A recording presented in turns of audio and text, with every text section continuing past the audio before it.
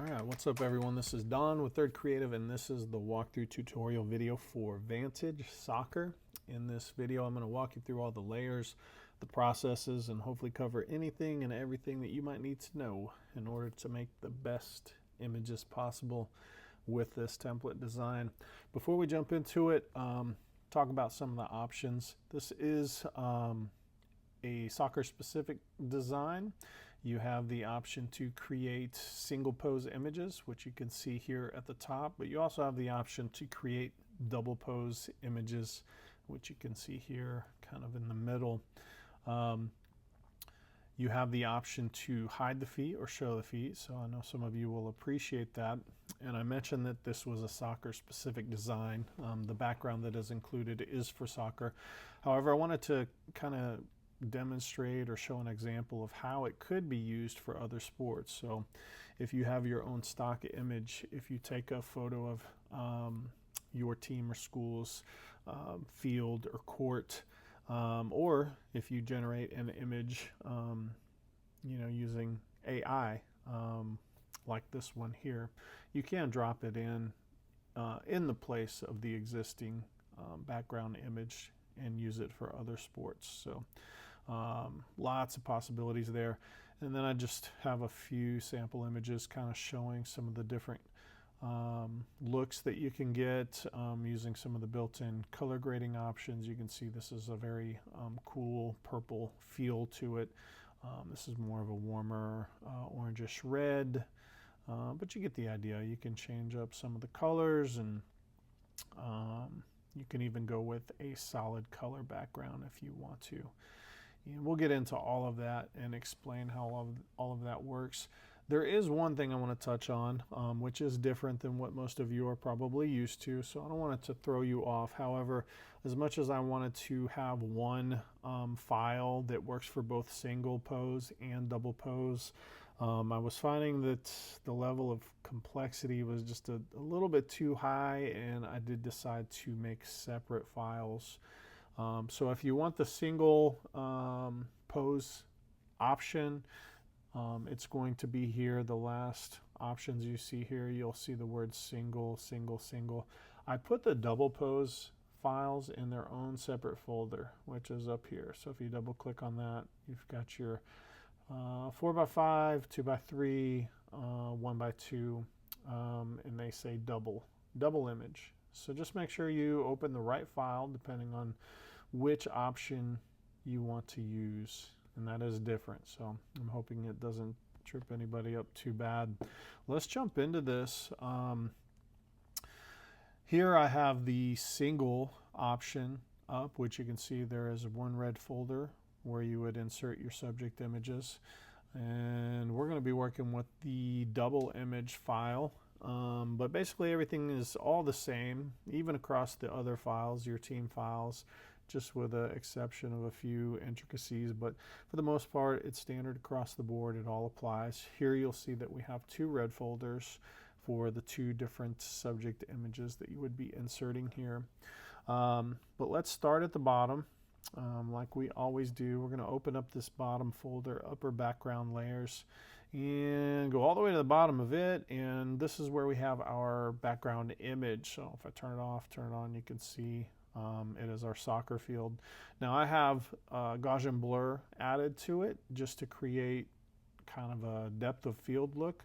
If you were to double click, and I don't know if it'll be a little bit slow, not too bad, double click the word Gaussian blur. I have it at 10. You could increase or decrease it. So if you wanted a little less blurry, you could go with any other lesser value. You have that control, and you, of course, you can turn it off. So if you want everything to be kind of sharp and in focus, you can turn that off. I'm going to turn it back on. Hue saturation, I have this on here because I wanted to boost the saturation a little bit. But you can adjust that. You can make it less saturated. In fact, you could go with grayscale. Excuse me. You could go into specific color channels, play around with them if you want to fine-tune anything. But for the most part, you should be able to leave it just like it is. I have a levels adjustment here, which controls some of the contrast. So you can see that I've got the highlights boosted a little bit, but you can play around with that if you want to adjust the level of contrast. If you turn it off, you can see it gets a little bit darker. But that's it as far as the background image. I do have a light cast. Wasn't sure what to call it, but if I turn it off, if you look at this left light here, if you turn it off, you can see I just felt like it needed a little bit of light shining down since it's so close, just a little brighten up that edge there. It was really dark, so you may not want that, and you can turn it off. Maybe you do want it, but maybe it is a little bit too much. You could reduce the opacity if you felt the need. Otherwise, again, this is another layer you could probably just leave alone. The next one that we have is an option to colorize the background. So if you turn it on, you can see I've got it by default set to this orange. But if you were to double click on this icon here, this is a hue saturation adjustment layer. I have the colorize box checked, excuse me, so you can see it colorizes. So you would just use these 3 sliders to fine tune it. The first step is to get the hue that you're looking for. So maybe you want like a warm green.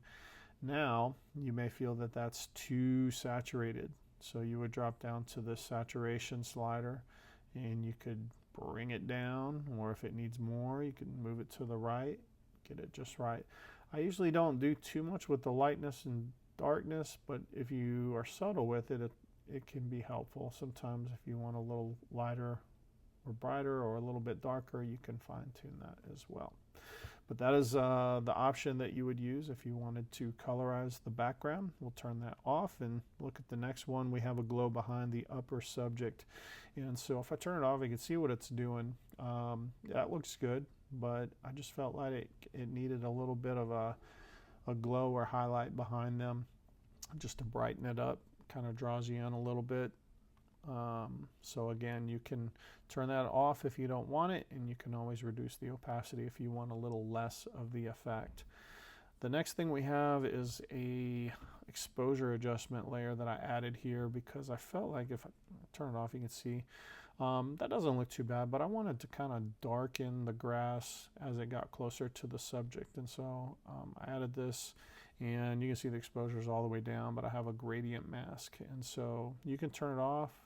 You could reduce the opacity to lessen the effect, or you could double click here on this icon to get your properties up where you could adjust the amount of darkness. But that's only if you feel it's necessary. Hopefully most of you will be able to leave that just like it is. The next layer that we have is for our soccer field outline. So you can kind of see we've got the center circle here, the goalie box, the sideline goes behind the subject. I had to split this into 2 separate layers because we wanted some lines to possibly be in front of the subject, some to be, I found like it works here, but different subjects, depending on how they're posed, it can look funny. So I had to split it up. But if you want to change the color, it has a color overlay. It's very simple. You just double click that word color overlay. You'll see this little box here that you click on and you'll get your color picker, so you can pick any color that you want to use. Probably more often than not you would just leave it as the white, but you have the option to change it. We'll get to it as we work our way up the layer panel, but there's another one that controls this lower portion here. So if you were to change this color, you might want to copy this code and then apply it to the other corresponding layer so that they match. And then if you were to move them around, you would want to select both of them at the same time if you wanted to move or rotate or anything like that. Currently the layer mask that's on it is unlocked, so you may want to lock that up, but that's up to you. Let's see, next is our upper right corner. So this I wanted to be in the background, so it's down in this upper background folder, but if I turn it off, you can see it's just this little color splash. So you can turn it off if you don't want it. If you do want it, you can leave it on. If you want to change the color, it's the same process. We got a color overlay that you double click on. You got your little box here, and that gets you to the color picker where you can adjust it to the color that you want. very simple, kind of moving fast on this one. I'm trying to make them a little bit shorter, but still be thorough. The next folder that we have is our upper text layers. Before we open it up, you'll notice there's a layer mask, and you can see in the top left corner, you see a little bit of black. That's what creates this darkening effect, however you want to say it. If I were to hold down Shift and click right here in this box, it would disable, oops, not caps lock, Shift, there we go. It disables the layer mask, and so you can see we lose that effect. So you have the option. You can also right click to enable or disable the layer mask. But if we open it up, we can see what we have here. There are two layouts. I have layout 1 and layout 2. So layout 1 basically keeps everything over here in this top left hand corner. You notice it's bull and dog, it's separated. That works for this mascot, but it's not going to work for every mascot. So I decided to include a separate layout just to make it a little easier for you. So if we turn that on, it just goes straight across. We'll open that up. Now, you may have to actually, once you update these text layers to the mascot and the team name, etc., you may have to move them around, scale them where they look nice. I was able to do it with this specific mascot. You know, this word, how many characters it is, you know, it's all different. And so most of you should probably know this already. If you want to change text, select the layer that you want to change, double click the little icon that has the T inside the box, that'll activate it, and then you can just type over it. So maybe they're the Bears. So here you go. You can see it's too small. You can scale it up and position it how you want it. And then you would have to position the other layers to fit. You get the idea. I'm not going to go through the entire process. You will notice that we've got two colors in one text layer. And a lot of you probably already know how this is done, but for those of you who don't, with it selected or activated, you can click and drag over the portion that you want to control the color of. So maybe you wanted this to be blue. You can do it that way. Click and drag over the other portion, and you can do the same. That's how you would achieve that look or retain that look. And that's pretty much it.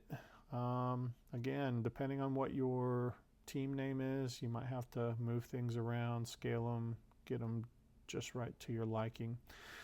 Going back to layout 1, there is one little difference on this one.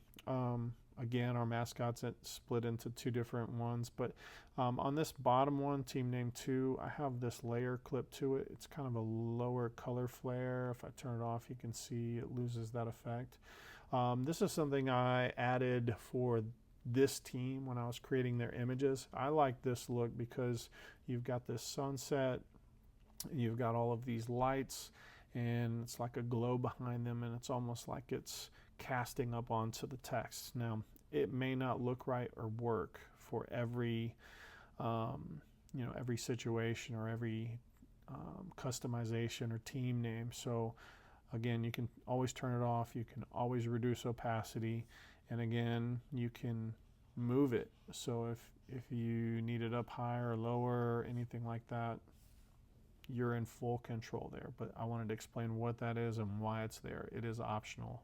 Just about anything in here is optional. You pick what works for you. Everything else is pretty much the same. You have to, if you have a team name that is a compound word, like bull and dog, it works well to split them. It works well to make them different colors, but you may not have that option. So all of those choices are yours to make. So we'll go ahead and close that up. I do have a paper texture layer, which is really subtle, but it's there, it's clipped, and you can see the area that it covers. So as long as your text stays in this area, it will apply to that effect to your text. Next, we have our upper subject image. Very simple and pretty self-explanatory. A lot of you are using automation, so it'll do things for you, but this is where you will make sure your subject images land inside this folder. So if you drag and drop and it lands, you know, somewhere else, which I don't know what I just did there. Well, let's see, let's go like right there. All you would need to do is select it and drag it until you see that, let go, and it falls inside that folder. And then of course you would use your move tool, select it. You can scale up and down, move it around, position it how you like. There is not a layer mask on this one. Instead, this white layer actually covers up. But what I do have is a darken lower body, which is optional. So if I turn it off, you can see it gets real bright, and maybe that's a look you want, but I thought it looked better to darken the legs a little bit so that it would kind of match the grass behind it. So again, optional, but also adjustable. So if you're not turning it off and you're leaving it on, you could leave it as it is, but if you double click on the icon here to get your properties up, it may come out in its own separate window like that. I have mine up here in my little setup here. What do you call it? Workspace, yeah. So right here, exposure, you can darken it, you can lighten it, you can fine tune it. You know, it depends. They may have white shorts. It may not look good that dark. So it's up to you to make the adjustments so that it looks its best. But that's what that is, and that's how that works. The next thing we have are our lower background layers. So let's open that up, take a look. First layer that we have here is darken lower right corner. I was looking at it like this, and this doesn't look bad, but something told me that it would look better if I were to darken this lower right corner. If you notice, we have this darken or dark effect up in the top left corner. It kind of coincides or balances it out, but it's up to you. And again, it's an exposure adjustment layer, so you can select it and adjust it, darker, lighter, go the opposite. You can play around with that if you decide to keep it on. The next that we have is the other part of the soccer field outline, and I mentioned earlier that the layer mask was unlocked. So you see a lock here, but you don't see one here, but I don't think I explained why. And I left it unlocked just in case you decide you want to move these around. So if I select this and we go back down to this bottom folder and we find, I've made them both teal, so hopefully that helped. So I'm going to hold down Command on a Mac. I think it's Control on PC, and I'm just going to select it. We don't want to select the layer mask, we want to select the layers. Now with our move tool, if I were to zoom out, I can click on this side anchor and hover right here, and you'll see that it has this curve arrow. This allows you to rotate. It allows you to move it, but it's important that those layer masks stay the same so that nothing overlaps the subject image. Most of you probably won't need to do this, but I'm always thinking, what might somebody want to do? What scenario might they run into where this doesn't work and they need to change it? So for the very few scenarios that come up, that's how you would do it. Again, changing the color, I mentioned copying the layer code on the color code on the lower one, copying that, assuming that you changed it so that you could then paste it in here. All right, that was pretty thorough. Next, we have our lower solid color. If I turn it off, you can see that looks terrible, so we definitely need to leave that one on. Inside, there's some things going on that you probably don't need to mess with too much. Really, you just need to, we've got our, I mean, you could change the color there, but I've went ahead and added a color overlay to the folder itself. So here's where you'll notice something when I change the color. I'm going to go with this red. So let's say you want this red and you are doing a double image that shows feet. I have a ground texture in here, and that doesn't look right. But if that happens, have no fear. I'm going to explain how you can fix that. So let's leave it red for a second. I normally don't go out of order like this, but I think we need to in this situation. So we would want to come up here to the lower subject folder. We'll just talk about everything in the lower subject folder since we're here, but we're going to start off explaining this. We have show feet option turned on, and there's a hide feet option turned off. The hide feet option, if I turn that on, has a gradient mask that just hides the feet. So it's up to you which one you use, but if you are using the show feed option, I left some things in here, which I'll explain, but I'm going to come down to the ground turf layer. Now you can turn that off, but I think it looks better with it on, but obviously we need to fix this. And so currently the blend mode is at normal. You could play around with different blend modes. Multiply is most likely the one you want to go with. If that's not dark enough, you could come down to, what is it, linear burn, completely up to you, but it's just a matter of changing the blend mode on this specific layer. That's it. I left these shadow layers in here. This is a hand painted contact shadow. If we were to zoom in and see his feet, I'm going to turn it off. That doesn't look quite right. So I used I'm not going to do a full demo, but I used a black soft round brush. I have a preset brush that I use for dodging and burning, which I also use for this, which is 20% opacity, 20% flow. I use the bracket keys to adjust. I kind of paint them in. Sometimes I'll go 25% on both or 30% on both, depending on how fast I want to work. But I left that in there just so you could see what I did. But I also left these soft ground shadows in here. And I'm going to select one and move it off to the side so you can see. It's set at 30% opacity. This is 100% opacity. That's too much. So you can reuse these. You can place them under your subject's feet. But you need to make them work for your subject. So again, it's at 30%. You may want to go with 40% or 50%. If you want it lighter or darker, you have the control. And then I'm going to hold down Shift, click on a corner here. I can scale it up or scale it down. If you don't hold down Shift, you can make it really thin, you can make it really tall, you can do all of these things. And you can move and place them under your subject's feet. Just adds a little extra level of realism. And they can be duplicated. So if you use them on one particular subject and you're working on another, you can right-click duplicate or alter option, depending on if you're PC or Mac. If you hold that down and move this up, you can duplicate them. And so you can use them on other subject images. You may have your own process, but this is kind of the way that I do it. So I left them in there and wanted to explain that.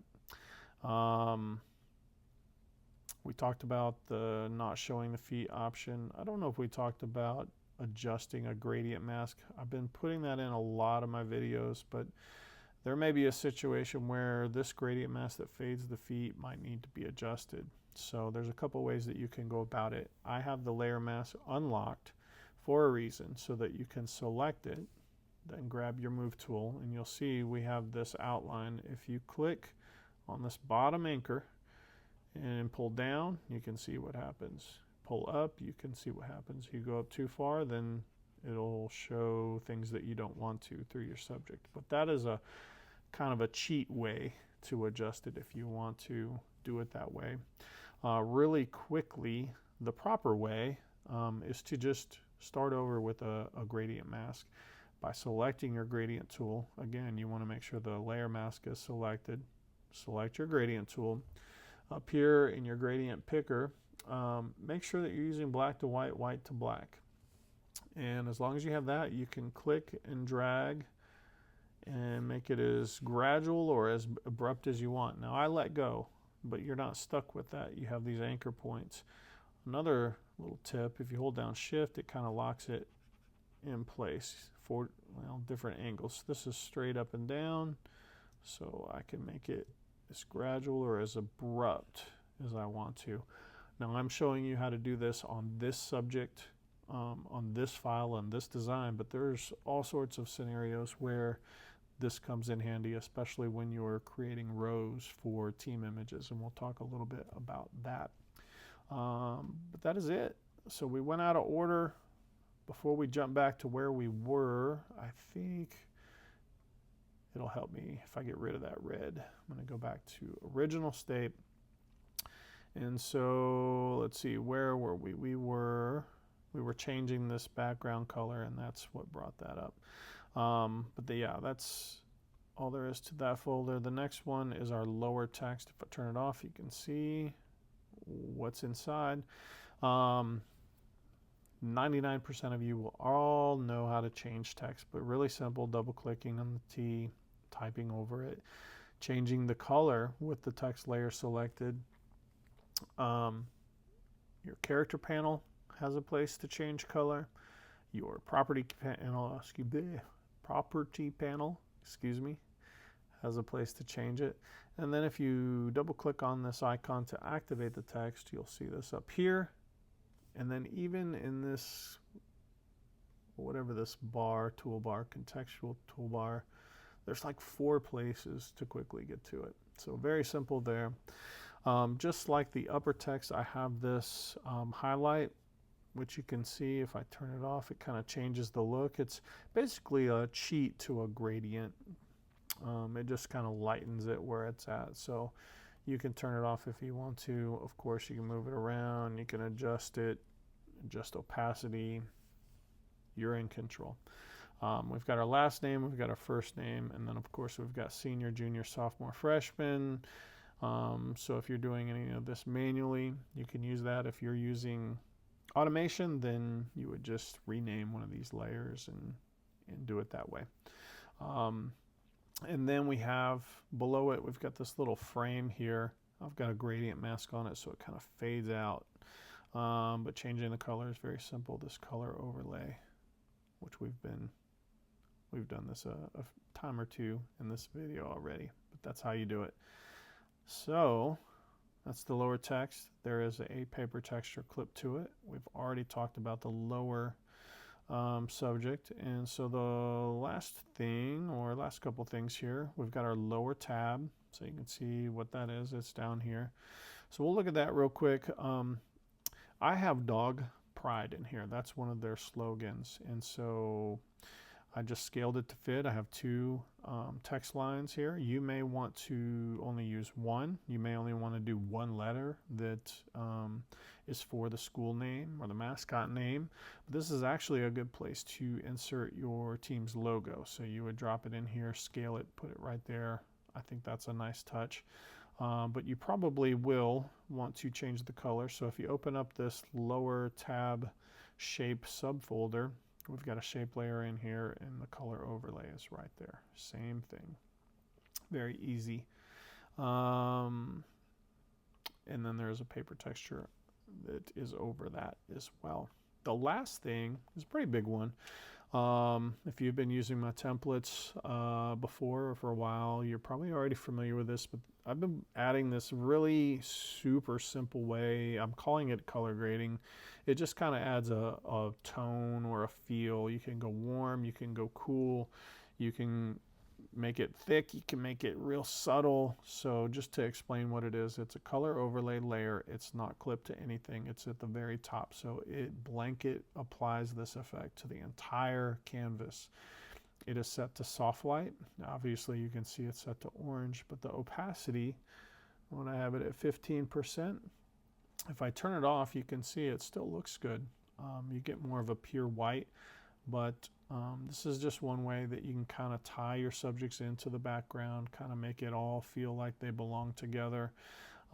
Again, you can go with a cooler look, and this is, here's purple. So earlier I was showing you these images, and you could see this one right here had a real purple effect to it. This one I used red. This one was orange. I think this one, I don't remember. This one, I think I turned it off, but you get the idea. This was more of an orange or yellow. So usually warm or cool is the direction you want to go. It just depends on colors. This doesn't look good with this particular uniform color scheme, but I thought it did look good with purple. And again, if it's too much or too little, just change the opacity value here. This is 15, you can go to 20, 25, 10, see what looks good. Or if it just doesn't look good and you want a nice clean look, then you can turn it off. All right, we made it all the way through. We are almost done. So we're not all the way through. I just want to touch on a few things with the team image. Now, I already talked about changing gradient mask, and I mentioned how that comes into play often when you are building rows. And so I have it set up to work for this particular team with this particular amount of athletes. But teams are different sizes. You may be working with a team twice as big or half as big. And so you have to decide how many rows you want.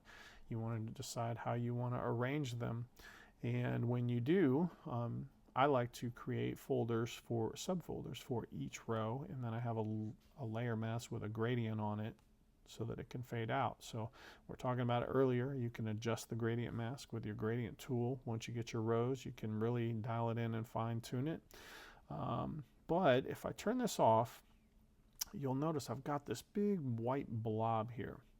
So let's turn it back on, and then I want to talk about that big blob real quick. So that is this layer that's in this in the background layers folder. There's a solid color. If you turn it off, you can see it gets rid of all of that, and you change the color the same way. It's a color overlay that's on the subfolder itself. But I have this here because if I turn it off, you can see the background kind of through this back row.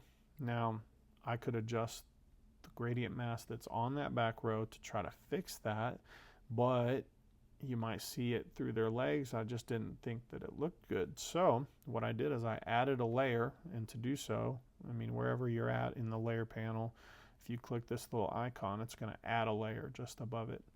And all you have to do, it doesn't even matter what color you use because the color is controlled here. You want to go to your brush tool. So this is all white. I'm going to use black just so you can see. You want a round brush with hardness at 0, and I'm going to go with 100% on both. And all you have to do, you can use your right bracket key to make the brush bigger. You can use your left key to make it smaller.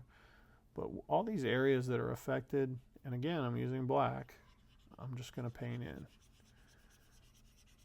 And so once you get your rows all together, if this original blob that I have here doesn't work, have no fear. You just turn it off, add your own new layer, and just paint in these areas.